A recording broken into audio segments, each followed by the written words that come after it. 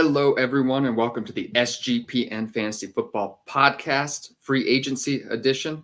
I'm joined by Justin Bruni today. How you doing, my man? Doing good. Happy Sunday. Another week closer. Here we go.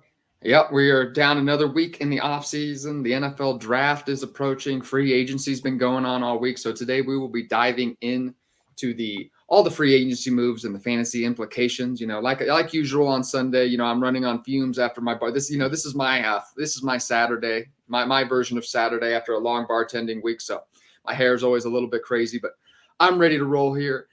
But before we do, just want to give a quick shout out to WynnBET. The SGPN Fantasy Football Podcast on the Sports Gambling Podcast Network is presented by WynnBET. WynnBET is now live in Arizona, Colorado, Indiana, Louisiana, Massachusetts, Michigan, New Jersey, New York, Tennessee, and Virginia.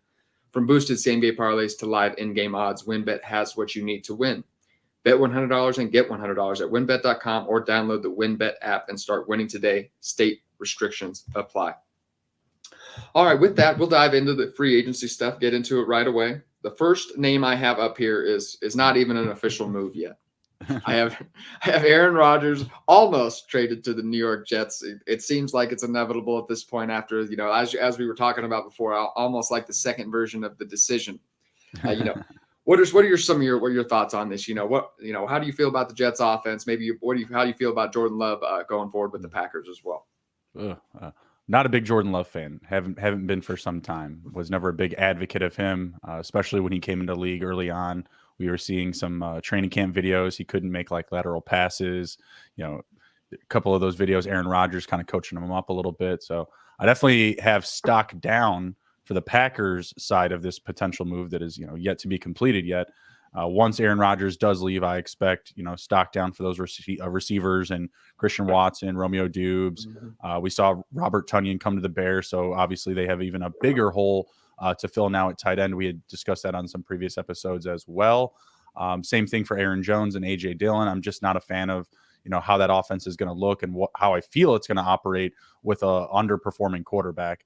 And then you look at the Jet side of things and feels like everything should be wheels up, stocks up. Garrett Wilson, I feel like, is going to stay where he's at. He's kind of going in that like wide receiver 12 to 15 range, depending on your drafts, your preferability, who you're drafting with, etc. I think that's going to stay pretty similar. Allen Lazard potentially coming over to the Jets, or he did just come over to the Jets as well now. Going to be moving right alongside with Aaron Rodgers. Feel like it's a pretty unilateral move just based on the potential type of volume that we're going to see from him. There's still going to be some mouths to feed in this offense, including, like I said, Garrett Wilson, Allen Lazard. You're going to have Breece Hall there. And maybe they're not done shopping either. We saw that list that Aaron Rodgers came out with that he says he didn't put together. Okay, whatever, bud. OBJ was on the list. I know a couple of his former tight ends potentially. So there may still be another move or two to be made here where you still see some shifts maybe at that wide receiver position. But I think we have to feel really good about Breece Hall, Michael Carter as the running backs there. Aaron Rodgers, running backs, and Nathaniel Hackett, they have a pretty good record together. So it should be, stocks up, wheels up for the Jet side of the things here, and maybe not so much for the Packers. Yeah, I agreed with a lot of that. I think this was a general move down for the Packers offense. I think Christian Watson could have a hard time returning on that mid-wide receiver too. ADP with Jordan Love as his quarterback. He'll have some big games, but I just feel like there could be a few and far between. And we saw how Aaron Jones and A.J. Dillon struggled last year with even Aaron Rodgers back there. So you see the offense taking a downgrade, less plays, less scoring opportunities. That's not good for running backs either. Really intrigued. Of course I love this for Garrett Wilson. I think this is, puts him in wide receiver run, puts him in firmly maybe in wide receiver run range, that back end of it, maybe towards like 10 to 12. But, I think what I'm really interested to see is how it shakes out between Elijah Moore and Allen Lazard. I think the chemistry with Aaron Rodgers is going to play out here. And I think you'll see to fantasy managers' disappointment, I think you'll see Allen Lazard out there, 2 wide receiver sets as opposed to Elijah Moore. What do you think? I agree with that. Yeah, Elijah Moore, definitely a bigger loser on this deal. If Rodgers wasn't so adamant about bringing in his entourage, maybe that wouldn't be the case. But with more mouths to feed coming in, Allen Lazard already there, it's going to be an uphill battle for Elijah Moore until you get an injury domino to fall. One of these key assets goes down. Maybe he can get a little bit of a bump, but I expect him to start off the year in like redraft leagues on waiver wire, and in Dynasty, he should be a sell candidate right now for certain. Yeah, and if people are taking if people have forgotten about Lazard, and yeah, absolutely. If there's thinking that this is a time to buy Elijah Moore, I would actually be capitalizing on the positive Aaron Rodgers news. Next up, I have Derek Carr signing with the New Orleans Saints. This is another big quarterback move, and when quarterbacks move, it kind of shakes up the whole, everything on the offense. So, right, Derek Carr inserted the offense. Michael Thomas has his contract restructured, essentially guaranteeing he's back in New Orleans in 2023. I'm a lackluster on. I think that New Orleans does have a nice looking offense, especially if Kamara can play the bulk of the season, doesn't end up with the suspension. You have a lot of pieces to work with. I'm not sure how it works out for fantasy though. Derek Carr, I have the numbers here. He's exceeded 25 touchdown passes just once since 2016. He's produced more than one fantasy relevant receiver once, or it was not since 2016 with Amari Cooper and Michael Crabtree. So I just don't know what the upside is. Especially. My biggest concern is that Olave is not going to be able to live up to his top 15 wide receiver ADP if Thomas and Kamara are both in the lineup. Of course, Thomas, you might be able to assume he's going to get hurt at this point. Unfortunately, Kamara maybe look likely to be suspended, but I just don't know if all of them are out. I feel like we're counting on that to get to his ADP. What do you think about that? I think the situation in New Orleans is not going to have any rhyme or reason. You had mentioned a few names in Michael Thomas, Alvin Kamara. They also signed Jamal Williams. They've also brought back Juwan Johnson. They're also talking about potentially bringing in Foster Moreau. He visited with them, very familiar with Derek Carr to their time together with the Raiders. They also have Taysom Hill, who is going to run the ball. I don't think that there is going to be a big fantasy winner out of this collection of players in New Orleans because they're putting together a pretty good football team. I don't think we can really argue that. Once some injuries, come into play, maybe Michael Thomas, maybe a suspension from Alvin Kamara, you have, more fruitful opportunities. But until those details roll in or you see a big change from an injury, you're not going to really have any way to predicate who's going to be, the ball dominator on this team.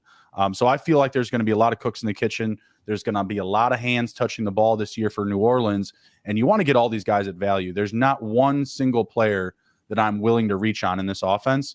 And we didn't even bring up Rashid Shaheed.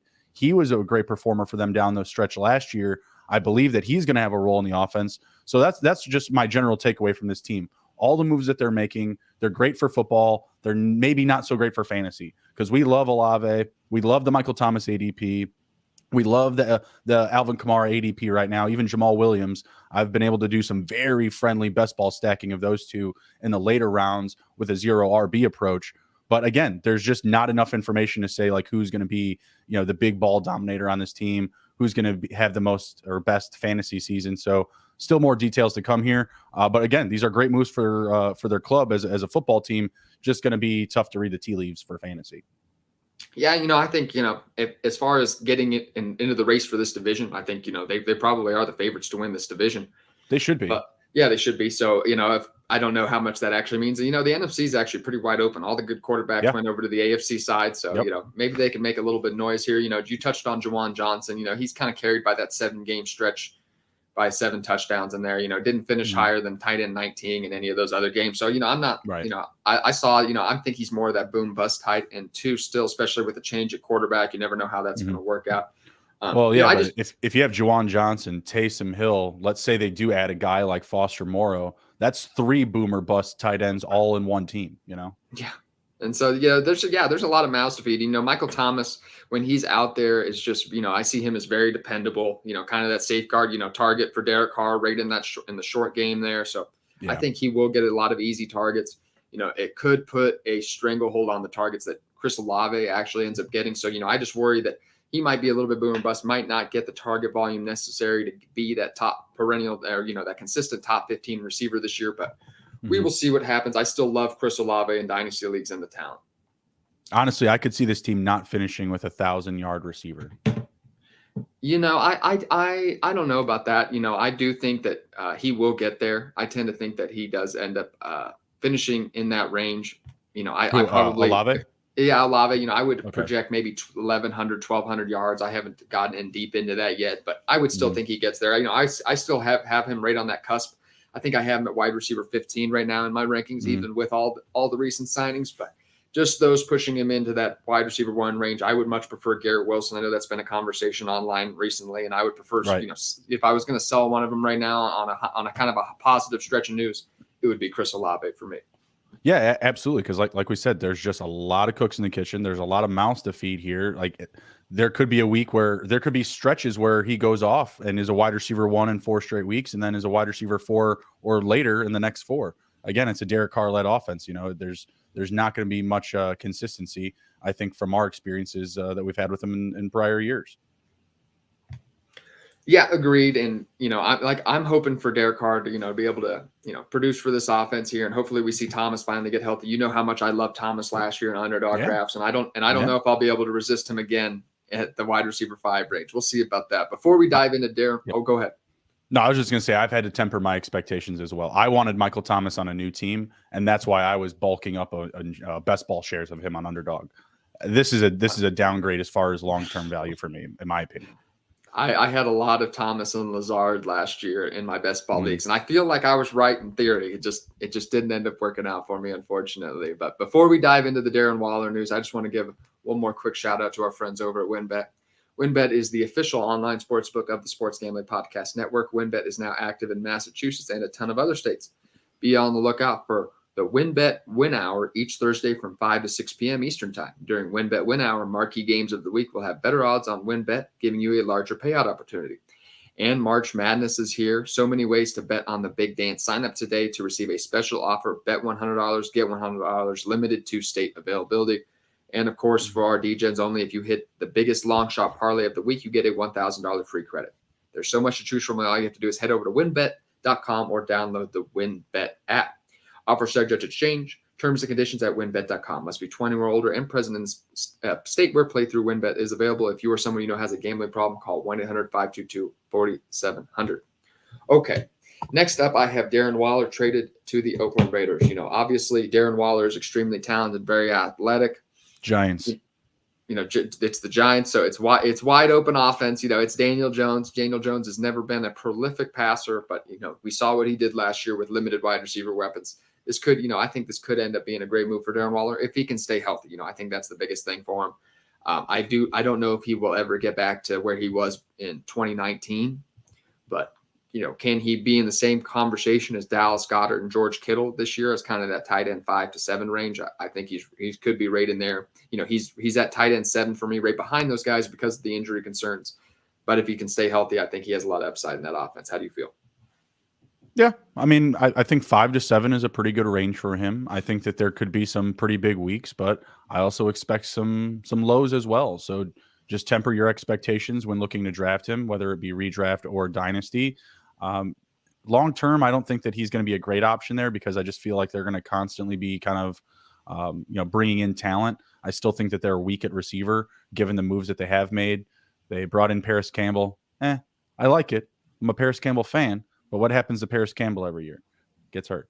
Sterling Shepard. They liked him a lot. They brought him back again. What does he do every year? He tends to get hurt. They brought back Darius Slayton. He, again, is also very familiar with the team. So where Waller kind of sets in with the targets that are around him right now, I think it's a pretty good situation for this upcoming season. But I don't know if it's a move that I love long term. I think that they'll just continue to bring in fresh faces at receiver and pass catcher. And I'm not a Dan Jones guy. Trash QB. Sorry. Whoa. That's harsh this morning. My goodness. Those are harsh words. Trash QB. Man. I don't know what to tell you, man. I thought he looked a lot better. I don't know. I'm always hesitant to take these 1 year kind of wonders. You know what I mean? And I think, but what he was able to do last year, cutting down on the turnovers and the interceptions while playing with, Isaiah Hodgins, Richie James, and Darius Brian Slayton, Dable turned him back into a running back. Smart guy.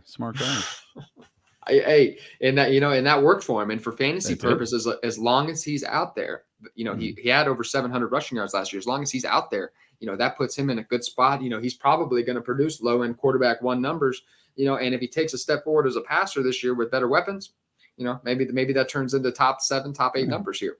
The only better weapon I think they have is Darren Waller. That's it. And I don't think that that's like a big co-assignment of like, confidence. So it's saying like, oh yeah, Dan Jones to the moon. Yeah, they got Darren Waller now. He's going to be great.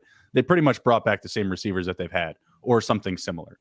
The idea of Paris Campbell is great, but let's see it before we think it's a home run move. Paris Campbell had some games last year. Wandale Robinson, likely will be nursing, coming back to health the first half of the season. Could see him having a very good second half of the season, very explosive. So, we'll see what happens. And I think there's certainly a candidate to add a receiver in the draft this year, too. I think they're, like you said, they're probably just going to keep adding. Darren Waller, I like him in redraft this year. Not someone I'm targeting in dynasty leagues over this. Yeah, I typically am a big ageist in dynasty leagues, so that 30 number or 29 even, always a big no-go for me. So that's always my feelings on it. So we'll see what happens. Give me Kate Otten or Greg Dulcich like 8 rounds later. Like, I'll be fine. Yeah, I agree with that in a dynasty league. Absolutely. Next up, this is just, we'll touch on this briefly. Washington Commanders signed Jacoby Brissett. I think, this is not, obviously if you had Sam Howell and we're thinking, your sell high opportunity was before because, Jacoby Brissett, not a prolific passer, 8th best QBR last season. I think he is likely a better NFL quarterback at this point than Sam Howell. I don't know if I don't see him being the quarterback in 2024, but I think Jacoby Brissett, as things stand currently, certainly could be a candidate for just to be the starter in 2023 as a bridge gap. I just did a mock where I had them taking Hendon Hooker as well in the second round. Maybe they let him sit on the bench for a season. How are you feeling? What do you think about, Terry McLaurin, Jahan Dotson, how this fits for them too? Honestly, I read the tea leaves completely differently. I saw a completely different future. I saw this signing as like, all right, it's the Sam Howell show. It's Jacoby Brissett. This isn't someone that comes in and threatens your job. He's the guy that comes in and literally keeps the seat warm while you're away for year after year after year of not even being allowed to play. I mean, Jacoby Brissett was perfectly fine for the Browns, but he was holding someone else's place. This is what he does. I think he'll be a good backup. I think that Sam Howell has some nice legs to him. I think he's going to be able to add a little bit more to his game. As long as he can check all the boxes for pushing the ball downfield a bit, I think he's going to be just fine in this offense. If you're telling me it's a competition between Sam Howell and Jacoby Brissett and nobody else, I'll take Sam Howell. You had a third party in there, we got a conversation because you throw in a wild card, whether it be like another veteran or a rookie, maybe then we can have a conversation. But I think between those two alone, I think that Sam Howell's mobility will keep him ahead of Jacoby Brissett. Maybe Jacoby Brissett's, fluidity, experience in the NFL, and just maybe a little bit better passing accuracy might keep him in the race. But week one, I'm giving the nod to Sam Howell. Okay, I fear that Jacoby Brissett is holding the clipboard for a quarterback in the 24 class. That's the quarterback that he's holding that clipboard for is not on the team yet. So I just don't know. I don't have usually a lot of faith in 5th round draft. Even when they flash, I just they don't have any job security. Despite the Washington Commanders drafting this guy, he doesn't have any like loyalty, from Ron Rivera or anything like that. And Ron Rivera will be trying. Well, Rivera brought him in. Ron Rivera brought him in. Well, I know. I'm just saying, just in the fact that the draft capital of a 5th round quarterback, you don't have like a lot of loyalty. Oh. You're not so. Rivera's been very public about that. If he dies, he dies. If a veteran comes in and takes the job, they take the job. Sorry. But he's also playing. He's also coaching for his job this year. So if Sam Howell struggles, I think that the leash could also be short, even if he ends up being the starter. But I just what this means for Terry McLaurin, Jahan Dotson, another last year of kind of middling wide receiver 3, low end wide receiver 2 production. I just don't see where Terry McLaurin can have a break. If it didn't happen for him these last couple of years, I just don't know if he has in that range to be a consistent top 15 receiver, top 18 receiver. So probably fitting back into that low end wide receiver 2 range.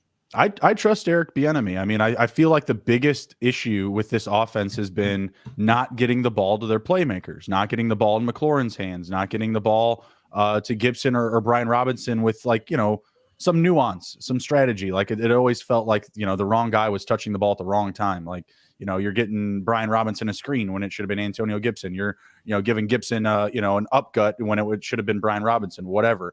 I feel like he's going to even things out on the offense. I think that he's going to prioritize getting the ball in the playmakers' hands. And that's why I like Sam Howell. I think that his potential, running attributes will keep him on the field a little bit longer and maybe add another layer to the playbook that the NFL won't necessarily be ready for or be as prepared for. And you see a little bit of that flash, a little bit of that takeoff.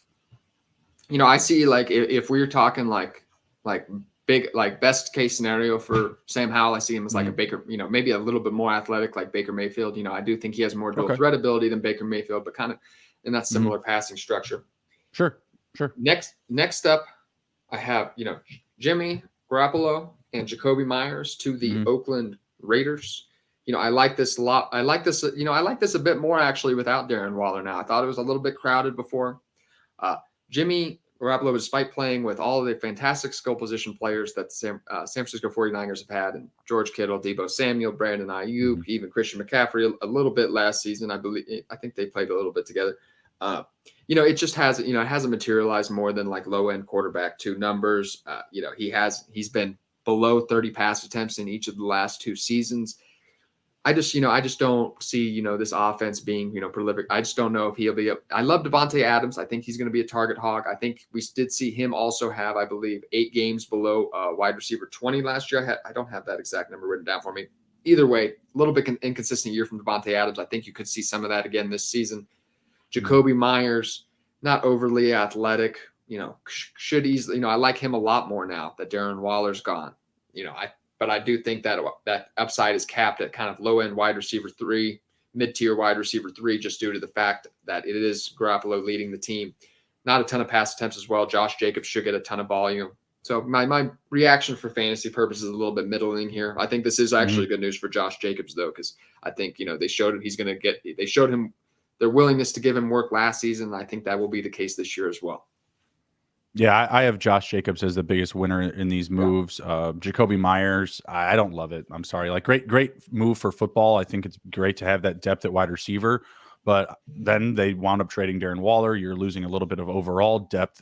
That's, and like you said, that's good for fantasy, but it still feels just kind of like what are these guys doing? Like I don't really love these moves from a GM perspective, loading up on Jacoby Myers and Hunter Renfrow. They could have probably brought back Matt Collins on the cheap. And for Jacoby Myers, I feel like it's just a complete unilateral move, going from the team and the Patriots that just paid the receiver that they got in return almost exactly the same amount. Weird. Mac Jones to Jimmy Garoppolo, Ramondre to Josh Jacobs. Obviously, you have better receivers around you in Devontae Adams and Hunter Renfrow, but how much are they really going to help you out?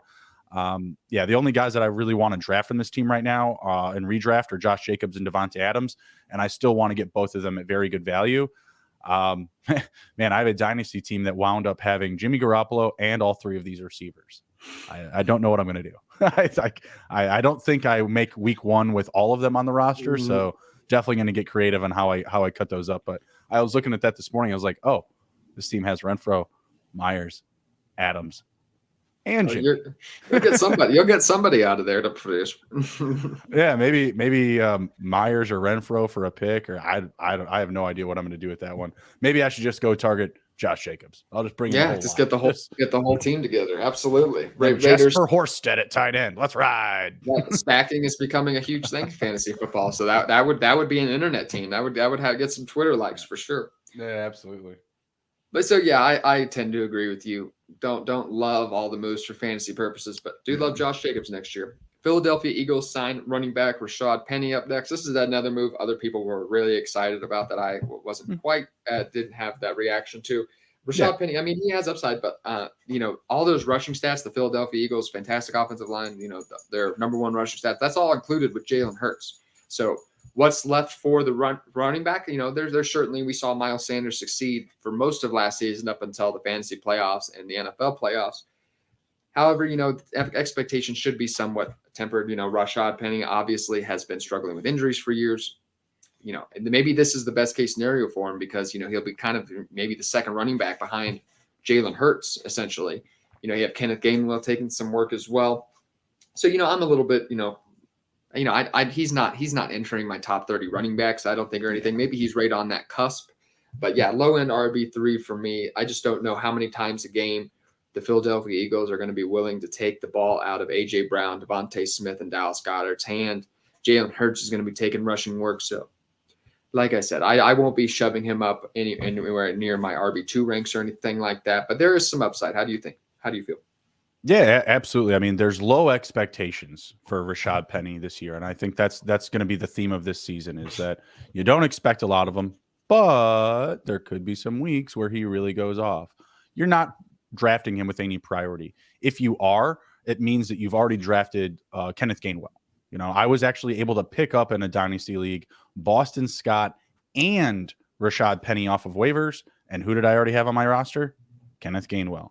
I don't think that I just found some cheat code to fantasy football, but if I'm going to own one of these guys, that's really the preferred situation. Like I want to have all of them so that I can just throw out who's ever the hottest, who is ever there left over after an injury, you know, who is just whoever's trending, whatever it is, right? So I don't have any priority at drafting any of those guys, but if you do, try to draft a second or even potentially the third. I think that Boston Scott and Kenneth Gainwell, honestly, probably will have the majority of the red zone usage. Like Boston Scott has been trusted with that goal line work. And that's not to mean that he's going to be this year's Jamal Williams because Jalen Hurts also takes looks at the goal line. It's just going to make it harder for defenses to figure them out, you know, figure out when Hurts is taking the ball, when one of these, I don't want to call them scrubs, but they're all like 1B to Jalen Hurts' run game. That's what it feels like. Unless they go out and they really make a commitment to like another running back in the draft, I feel like that's the situation to handle for all three of these guys. Yeah, not an backfield I'm excited about, particularly for fantasy purposes. You know, it's a true committee like Philadelphia usually rolls with. Mm-hmm. Next up, I have Paris Campbell. Now we already touched on that a bit. Next up, I have David Montgomery. So, yes, the violinist playing for DeAndre Swift fantasy managers, which is me. I have DeAndre Swift in a lot of fantasy leagues. Yes, go and play it. It's unfortunate. It appears DeAndre Swift is once again destined not to receive a full workload. David Montgomery did receive a fairly substantial contract, you know, which suggests he's going to get that kind of early rushing work, just like Jamal Williams got last year. I don't expect him to get 15 touchdowns within the 5-yard line like Jamal Williams got last year. So my expectations are a little bit tempered. He's more of an RB3 for me. DeAndre Swift in PPR leagues, I see as a low-end RB2. We've seen him succeed in this role before, you know, as minimal rushing work, you know, sub maybe 10, 12 rush attempts a game and receive 7 or 8 targets. He's been successful in that role before, but, you know, is he ever going to get to that RB1 potential like we envisioned when we drafted him years ago, and especially in dynasty leagues? Probably not. You know, I see, you know, him getting that work, but it's going to be a little bit boom and bust like PPR running backs, like pass catching running backs tend to do. So I don't love this for fantasy purposes, but Detroit offense should be high flying this year. You know, if you're a Detroit fan, I think this is wheels up for sure. Yeah, I think if you're a Lions fan, you feel good about this move. You have really good depth at running back. Not that they didn't have it last year, but David Montgomery, you know, he's got name value. He's got statistical value. People know him. People like him. I think that, you know, if you're a fan, you're like, woohoo, they did something right. I just don't think that there will be any, you know, predictability. Who's going to be the guy any particular week? I like drafting Montgomery over Swift because you're getting him at a cheaper ADP. And of the two, if there was an injury, he's going to be the one that goes at a cheaper cost and still has likelihood to be an RB1 if there was more touches available. It goes the same way for Swift. If Monty gets hurt, then Swift should be an RB1 candidate for those weeks that Monty is out, right? But he's going to be at a higher ADP cost. And I don't want to really overcommit to either of these guys. I just don't think that the situation really relishes for fantasy football. Good football move, not so great for fantasy. Yeah, there's just a lot of mouths to feed in this offense all of a sudden. You know, you have Jared Goff, you have Amon-Ra St. Brown, and Jameson Williams on either side, David Montgomery, DeAndre Swift back there. That offensive no line. one ever has anything nice to say about those receivers behind Williams, but Jared Goff does. He's always throwing Reynolds and Khalif Raymond the ball. So don't be surprised if those guys, you know, continue to ruin your fantasy experience. I think, you know, this offense should be high flying. I think they'll have multiple fantasy relevant targets who just might be the running backs might be a boom or bust. I do like Amon-Ra St. Brown again this year. I think Jameson Williams could open up a lot for Amon-Ra St. Brown, in fact. So we'll see. Jameson Williams is interesting depending on where you're getting him in drafts. Detroit offense, though. Yeah, happy to see him turn it around. Jared Goff might be is looking good. You know, maybe top 15 quarterback potentially right on that cusp. I don't have anything bad to say about Jared Goff. People aren't really high on him. I mean, I get the school bus adjective or school bus driver adjectives or comparisons do his time with the Rams and the Sean McVay era. Still threw for 5,000 yards. Sean McVay can point what direction to throw. Dude's still got to throw the ball. You know what I mean? So I think he's been underrated for a while. Yeah, one of the playing behind one of the best offensive lines in the league, and that's what's one of his biggest critiques is when he's getting pressured, his ability to handle that, and that shouldn't be a problem this season. Before we dive into Samaje Perine playing for the Denver Broncos next season, just want to give a quick shout out to our friends over at Underdog Fantasy. We are also brought to you by Underdog Fantasy. Underdog Fantasy is heating up for March Madness. College Pick'em is a great way to get in on the action, especially if your bracket is busted after day one, which happened to a lot of people. My Kansas Jayhawks lost yesterday, unfortunately. Underdog has your favorite college basketball player props too. Head over to underdogfantasy.com and use promo code SGPN for a 100% deposit bonus up to $100. That's underdogfantasy.com, promo code SGPN. All right, and we are back. That is actually, if you were watching it live or if you're consuming it on YouTube or something like that, that's a fun little just insertion we do at the podcast. And I'm working on my timing. Me and Justin were a little bit off on that timing there. That's from Wayne's World. I if you can't tell from the basement, but I actually watched Wayne's World for the first time in a while yesterday with my wife, and she had never seen it, so it was absolutely fantastic. It's a great movie. There's that scene where they're trying to do the cues, all right, these are the cues. So you go 5, 4, 3. And then they have to go through the whole thing about not talking, not mouthing it, not bouncing up and down while they're doing it. Oh gosh, see that's me. I don't know what to do with my hands. I'm always just I have to touching my chin or something like that. I always just I have to actively keep my hands down here. I feel bad for the Spotify listeners because they have no idea what I just did with my hands, but that's all right. Just go watch Wayne's World. Party on. Wait, there you go. Party on. That's one of my favorite movies too. But next, what did I have up here next? What did I say? Oh yeah, Samaje Perine to Samaje Perine to the Denver Broncos. I actually like this move. He had some production. He had some good fantasy production in the playoffs and towards the end of last year. Actually outsnapped Joe Mixon in some playoff games. Javonte Williams could be not ready for week one, could be nursing back from injury. This offense should be much improved. We've seen what Sean Payton's done with running backs in the past. I think he could have some top 20 running back value to start the season. How do you feel? Yeah, I think he's a great value right now where he's going in potential startup drafts, best ball, etc. Oh, what a great late round best ball target now that I speak of it. I'm just wanting to go draft him right now. The value is going to be there. We've seen what Peyton can do with multiple running backs, even when they're healthy. Saw a top 10 finish for both Alvin Kamara and Mark Ingram one year. And just what he does in general, just there's always a way that he's going to scheme up his guys. So it makes me very excited for Samaje Perine. I had a couple of other running back names, circled going there, maybe a little bit higher profile like a Miles Sanders. But I think this is a very underrated move that will be fruitful, not only for the Broncos on the field, but also for us in fantasy football. I do believe that even with Javonte healthy, he can have a role where he's getting at least 10 to 12 touches a game.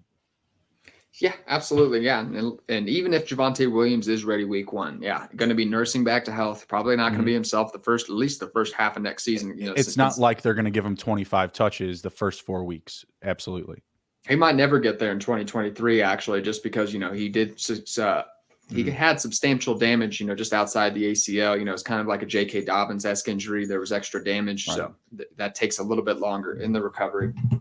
And that's just the best way to protect your quarterback and move the needle for Russell Wilson. Move the ball on the ground, eat some clock, stay on the field longer.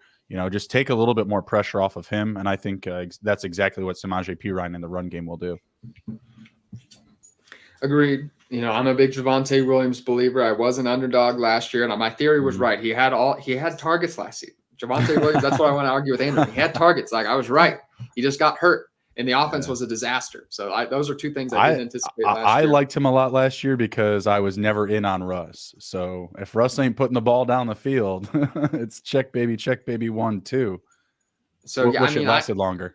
I expect the offense to be a lot better this season. So if Javonte Williams was healthy, he'd be a big running back in my rankings. But sadly, he'll be nursing back to health. Miles Sanders up next, Carolina Panthers. Got a big deal, 4-year deal. I think he got the $13 million guaranteed, which is a lot for a running back. So he obviously will be a substantial part of their plans. I was just pointing out over on Twitter, in the first 13 games, he was a top 24 running back 9 times, played over 50% of the snaps in every game. In the final 7 games, including the playoffs, he played below 40% of the snaps 5 times and averaged 6.79 fantasy points per game, which was heavily carried by actually just one performance in the playoffs, actually, where he had a nice game. Outsnapped by Kenny Gainwell in the playoffs. So, but he's been very good when he's been on the field, and I think he could have a big role this year in a very they didn't set this offense up well for whoever's going to be the quarterback at Stroud and Young. You know what I mean? They stripped it bare. There's no picks to really cover the wide receivers. There's no free agents to sign. And, the offensive line is solid, but Miles Sanders is really what are we – their top targets are Shi Smith and Terrace Marshall right now. Is that right? No respect to LaVisca, huh? Oh, LaVisca Chenault. I knew I was forgetting somebody. I mean, but seriously, that's not good either, though. No, I hear you. I picked up Shi Smith yesterday. I dropped Thomas Malcolm Brady. I don't even know who that is.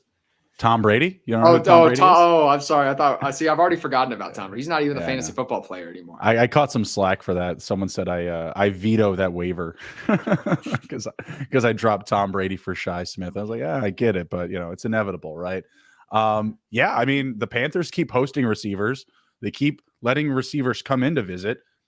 They keep letting them leave. I don't know if they know how negotiations work, but when you have them in the building, don't let them leave. I don't get it. Alan Lazard has been through there. I think DJ Shark has gone through there. The only person that stayed is Andy Dalton. That's a problem. That's not good.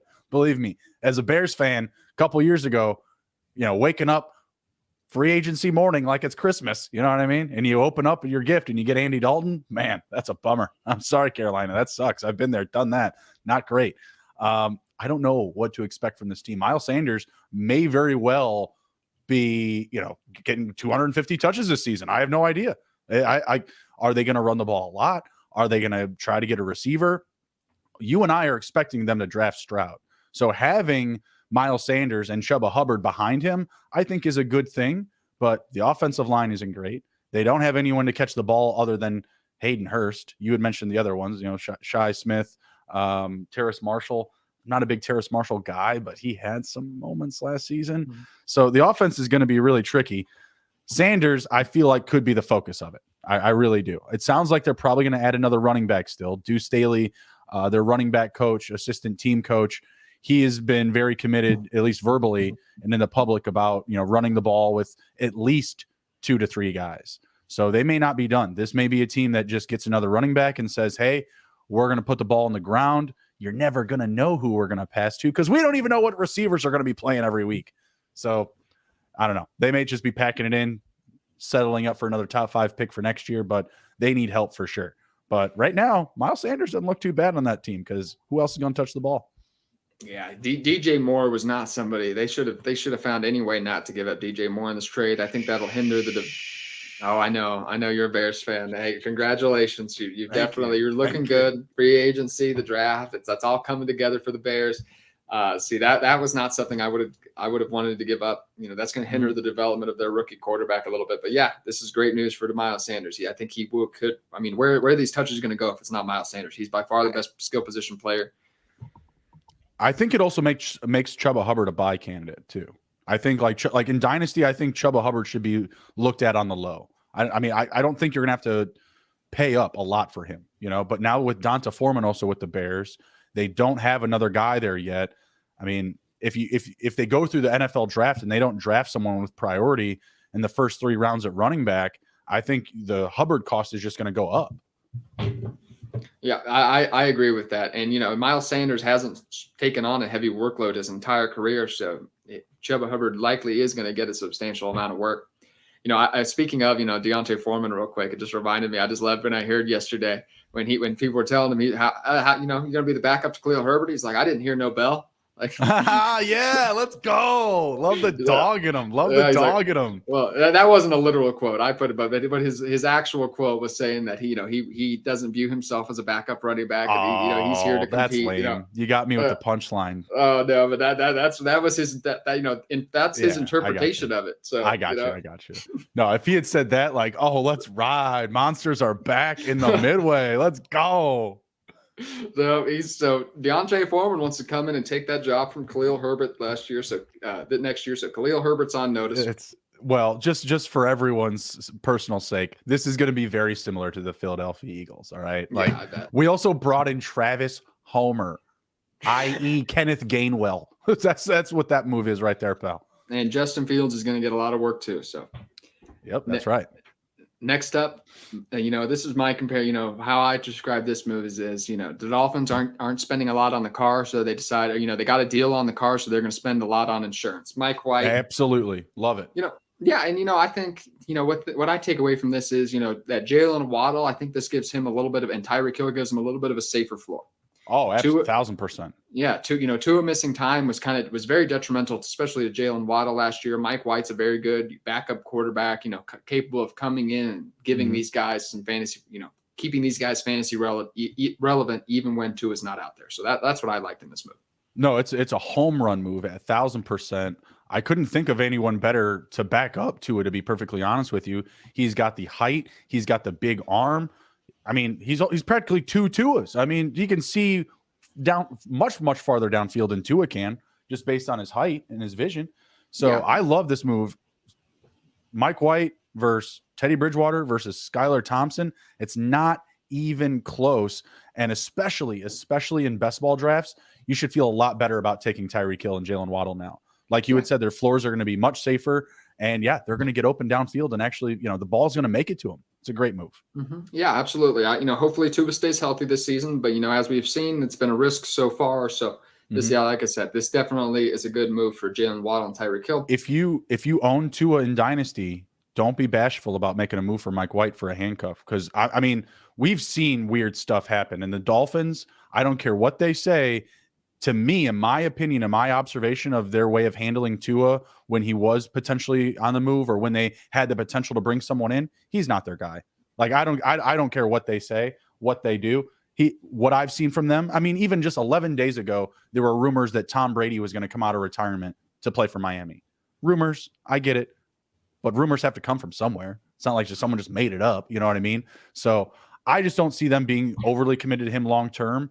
And it's not that I think that he has a short leash. I think that he has a short injury leash, right? The minutest little thing happens to him, he's going to be off the field, because the Dolphins don't want to be caught in a bad PR scheme, because that's what it felt like it was for a really long time. They were giving no information on it. We have no idea when he's going to be out of concussion protocol. And then randomly one day when there's like no news cycle, hey, Tua's fine. He's out of concussion protocol. And yeah, I mean, of course, he is a little bit volatile, but just due to the fact that if he gets another concussion this year, it'll be retirement will come. Whether he retires or not, they'll talk like his value in fantasy football will crater, because there will be retirement talk. Exactly. You could easily trade a 4th or 5th round pick for Mike White right now. I don't think that's crazy to get done. I think, he's somebody who's hard to get a 1-for-1 deal done with. I think, just because, it's somebody going to take a 4th round pick, maybe not necessarily with the new news that he's signing with the Dolphins. But if you're working out another deal and you see Mike White on the roster, is anybody, especially if you have any value, is anybody like, hey, I want Mike White, we got a deal? Like everyone will say yes. Like, sure, let's get this deal done. Yeah, take Mike White. That's fine. Exactly. So that's a good move in Superflex leagues. Next up, New England Patriots signed wide receiver Juju Smith-Schuster. So, I don't like it at all. I don't like it at all. If Juju Smith-Schuster had 933 yards last year, but only finished as a top 30 fantasy receiver 5 times. If that was in a wide open Kansas City offense with Patrick Mahomes, what's going to happen in a little bit more crowded New England offense with Mac Jones? May he rest in peace. Yeah. Like I don't know what dude was thinking. It's a good contract. Don't get me wrong. Money, he's getting paid. He doesn't, don't get me wrong. He's not here for fantasy stats. But wouldn't the Giants have paid him more? I just don't understand this. Like, I feel like there's teams that are hungrier at the position that would have given you a better contract and more priority in the offense. It's exactly similar to the Jacoby Myers move. Like, they're almost mirroring each other, and they're swapping places practically. Like, I don't understand it. I mean, don't get me wrong. Like, it's like being a relief pitcher. It's like, why be a starter when I can play less? If I touch the ball less and a less, passing offense, and I still get paid like the rest of these guys, then great. Cool. I don't know if anybody else was giving him what he got in New England. Actually, that was a bigger contract than I think he was expected to get. That $12 million a year.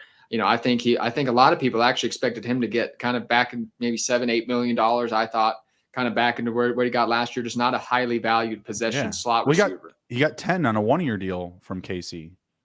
Well, that was when he maximized on every incentive that he had. That base deal was only like $3 million. And he got a Super Bowl incentive. He got his yards incentives. He just hit on literally every incentive. Gotcha. Okay, understood. So he signed a really cheap deal with the Kansas City Chiefs last year, actually, but ended up good for him getting all of his money on that deal. So I don't know if he was getting $12 million from any other team, but yeah, I mean, he doesn't care about fantasy. So he signed with the New England Patriots, happy to get that bag. But yes, for fantasy value, I think this is rest in peace for sure. Yeah. And it's not easy going to work for Bill. I mean, like it's Bill's not going to like those TikTok videos. Dude, he's not going to like a lot of stuff. Like, so good luck to Juju in New England. Tampa Bay signed quarterback Baker Mayfield. I like this for Baker. As if you're does he have low end super flex upside now? Yeah, it could end up being a top 20, top 18 quarterback in fantasy leagues just because of the offense around him. Possible. I don't know if it's likely considering Tom Brady struggled a little bit last year, but they did try to fix up. They got a new offensive coordinator and everything. So we'll see what happens for Tampa Bay this year. I don't love it for the receivers. Rachaad White might be the biggest, gainer here in the rankings just because they are going to be running that ball a lot with Baker Mayfield. Chris Godwin's going to get targets, but Mike Evans, it's hard to see what Mike Evans is going to do this year. Probably maybe falling out to the top 24 receivers for a lot of people because Baker Mayfield is just not a great quarterback. How do you feel? I can see the look on your face already. I'm not happy about this move. Mike Evans, I don't think he's ever finished lower than wide receiver 22, I want to say. This feels like the year it's going to happen. Like, if the roster stays the same as it is today. In my personal opinion, I'll take Kyle Trask or Trash over Baker Mayfield. Like, I'll take Teddy Bridgewater over Baker Mayfield right now. Like, Marcus Mariota should be starting for this team. This makes me so angry. It makes me so angry. I just don't understand the move itself. They could have made this move last year. They could have picked him up on the cheap when he was like pretty much free, when he could have signed him for like $1 million probably and kept him on the roster. I don't love this for Mike Evans. Chris Godwin probably stays the same, but still takes a hit. Rachaad White may be the winner, but I do feel like they're going to go shopping for another running back.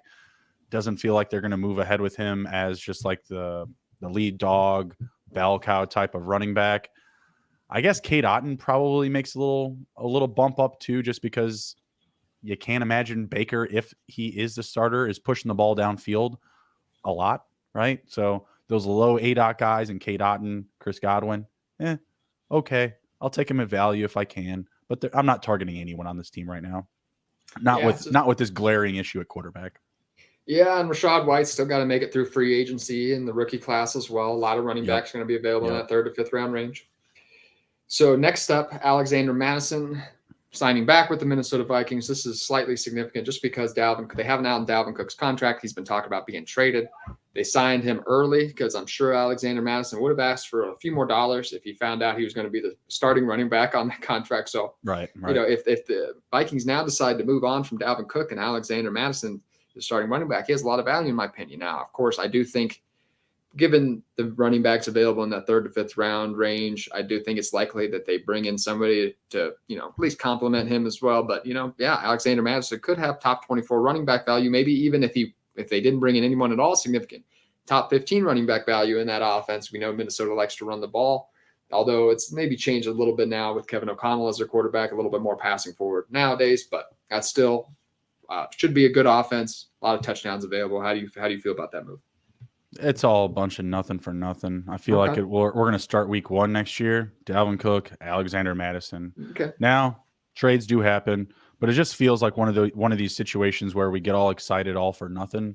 So I'm not really overly investing into either of these guys for long-term purposes. I do like taking Dalvin Cook at a little bit better value in best ball formats. I've just never been a big Alexander Madison guy. He's always just been Robin and not the Batman to me. It just feels like he's always been second fiddle. If he was good enough, then he would have gotten more touches. I just felt like he could have been used more if he is what they say he's supposed to be. There's been times where he's definitely passed my eye test, but again, it's just never really with a lot of consistency. I just think that things hold true here with Minnesota. No other big moves. I don't think that there's a big trade market for Dalvin Cook. And I think what the Vikings are probably expecting to get back for him, they won't. If he was moved, then it definitely moves the needle for Madison. But like you said, even if they move Cook, I expect them to do something else to shore up his roster spot, whether it be in the draft, free agency, whatever it is. And I'm with you. The team is definitely more pass friendly. If Dalvin Cook were to leave, you could actually see them go after more of like a third down passing back. Agreed. Alexander Madison has that ability to kind of take that early down workload. Maybe they bring in a pass catching running back to complement him. One of the last couple moves here, the most recent ones, Mike Gesicki signed with the New England Patriots, staying in the division. I think this could be interesting. Mike Gesicki was top 3 in slot snaps prior to this past season for each of the last 3 years, and then was just 16th last year as Mike McDaniels was looking for a little bit more of a traditional inline tight end, a la George Kittle from his time at San Francisco 49ers. Mike Gesicki is not that. He's more of a kind of a tight end wide receiver hybrid, not going to do a lot of blocking, but that, Hunter Henry is going to be that, kind of fill that role next year. You could see Mike Gesicki kick a little bit outside. Obviously Juju Smith-Schuster's on the team, so, that could be a little bit muddled there. However, just due to the athletic ability alone, he always has that low tight end 1 upside, in my opinion. So if you're getting him in the tight end 20s, I do think he's a good value. Yeah, I don't hate it if you're getting him that late. I mean, once you're drafting after tight end 15, it's free money, like the tight ends going that late. A lot of them don't end up on teams in most redraft leagues. So I don't hate it. I also don't love it. Like you had mentioned, he was pretty much just mismanaged in Miami. I think that we could see a similar mismanagement in New England, and not necessarily to say that it will be mismanagement. I just feel like the Patriots never load up anybody on any impeccable amount of volume. They'll spread the ball around unless they make some wild move at quarterback, which I've been kind of, behind the curtains pitching. Maybe they still get in the race for Lamar Jackson, and that's why they're going shopping for all these weapons, because they're also talking about like making a trade for Jerry Jeudy, like Jerry Jeudy, D-Hop, Juju. That would be awful. I would be so sad. I love. Well, it would be if Mac Jones was the quarterback. But like when I'm seeing all of these opportunities that they're looking at, like Hopkins, like Jeudy, they already brought in Juju, they already brought in Gesicki. I'm thinking to myself, like, well, these aren't players that I go shopping for Mac Jones. These are players I go shopping for Lamar Jackson, and it feels like they're still in that potential bidding for him, in my opinion. If that happened, I don't know. If that happened, that would be very, very interesting. But I mean, I don't necessarily. I don't know if that's the case though. Like, I mean, wouldn't you want to elevate Mac Jones? Wouldn't you want to bring in DeAndre Hopkins for Mac Jones to make him look as good as possible? You don't care about DeAndre Hopkins' stats. They've talked about trading Mac Jones. What I saw from Mac Jones, that would be smart. I don't know if they're that smart. Right, it would be. I'm in that I'm in that light of thought as well. But again, it's going to be what they actually do. What I saw from Mac Jones last season, they could trade for Devontae Adams and ain't going to help that much. Like, I'm sorry, like it's like I don't trust the arm. I think they wasted the pick. Just keeping it simple. Like, he's not the guy. No, I don't think so either. Especially if if between him and Zapp, I can't remember Zapp's first name. If it's between those.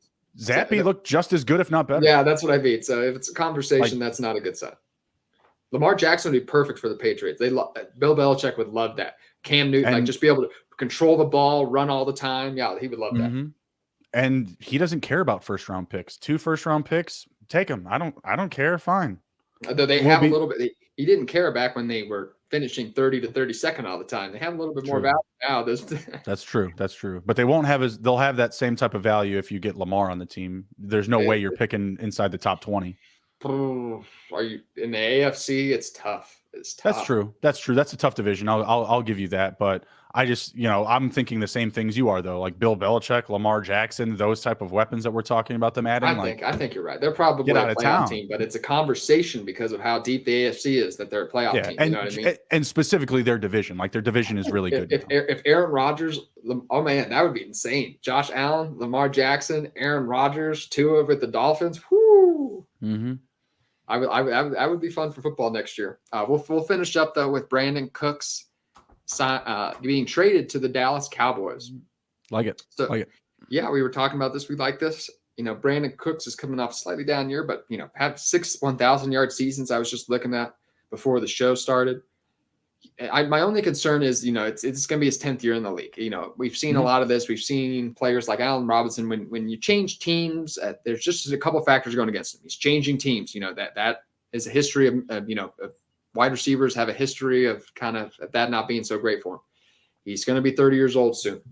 There's just a lot, or he's already 30 years old. I'm sorry. So 29, 30. I forgot to look it up, but he's right on that cusp. So he's just an older guy, just a couple things going against him. But this offense is a great position for him. It's Dak Prescott. It's completely wide open after CeeDee Lamb. CeeDee Lamb is going to be taking 2 cornerbacks with him on every route, likely, or, at least a safety with him too. So, Brandon Cooks, if he's still the same guy, then I think you're right. I think this could end up being a fantastic situation for him. How about you tell me why you like it so much, though?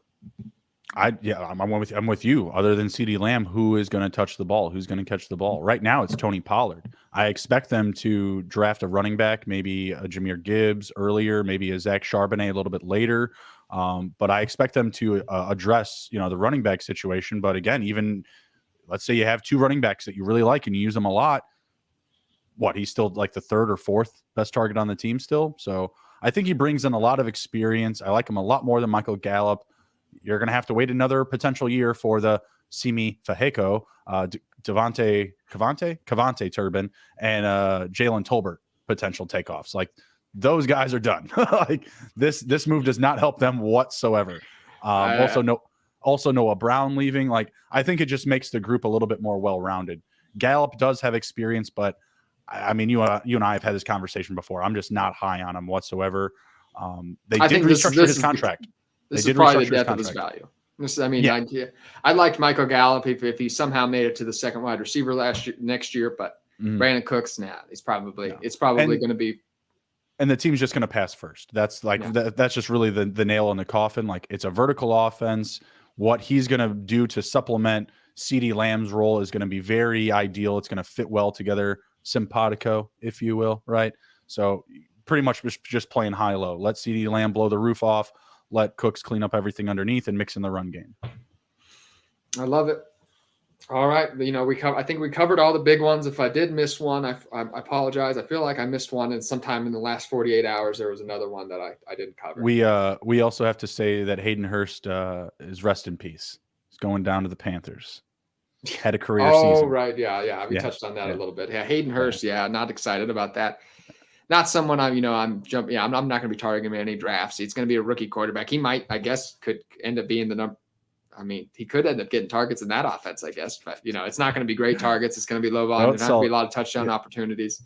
Yeah, don't try to sell yourself on it. All right, I like to play I like to play devil's advocate with myself. I hear you. Toss around both sides of the issue. But all right, everybody, thank you for joining us. Justin, you working on anything this week? No, just chilling. This week, not doing much of anything. Just chilling. I love it. I got a couple things coming out with TWSN this week. I got an article with Player Profiler coming up. It's a podcast with the Fantasy Football Face-Off Network in the week. And then I'll be back here next Sunday as well, talking with you guys. So thank you so much for joining us, everybody. Have a great rest of your weekend.